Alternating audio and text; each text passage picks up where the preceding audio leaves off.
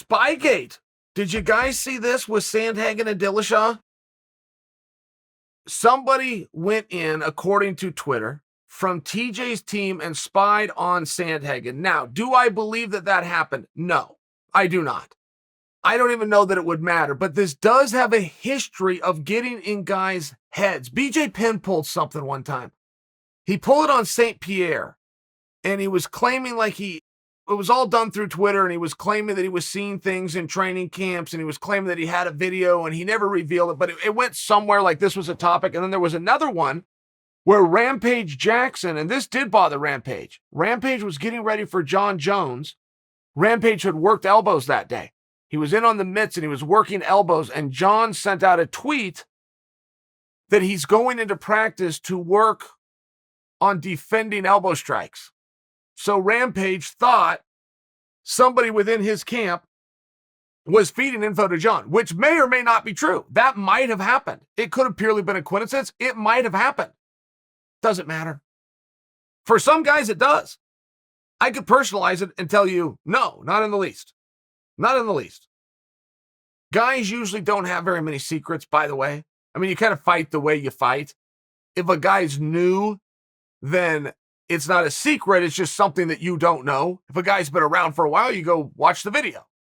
You go watch a number of videos. But other guys aren't that way. I mean, I can remember Coach Hackelman was telling me, but he used to warm Chuck Liddell up, and they'd bring the camera in when Chuck was the main event. They'd show a little bit of the footage before he was warming up. And Hackelman said anytime that red light started blinking and he knew that Chuck was being filmed, he would call for shots that Chuck was never going to do. He would play around. He didn't want anybody seen. He didn't want the opponent to see it, even in the locker rooms that night, an hour before the contest. Didn't want anyone to know. Now, for the most part, we knew what Chuck did, right? Chuck was hard to take down. He was going to give you some pretty good kicks, and you better look out for that overhand right. But some guys want it to be a secret. It's got to be preserved. There's a sanctity to it. Some guys won't even go in and train with their teams during training camp. They will have their own select times. They'll pick 2 or 3 guys. They'll pay them to be there. They'll bring in coaches. They turn all media away. I mean, right? Nobody's wrong. Nobody's wrong. It's however it gets to you. So if TJ has set up the story that he's got spies on Sandhagen, true or false, which I would believe that it would be false, but doesn't matter. It's not for us to decide.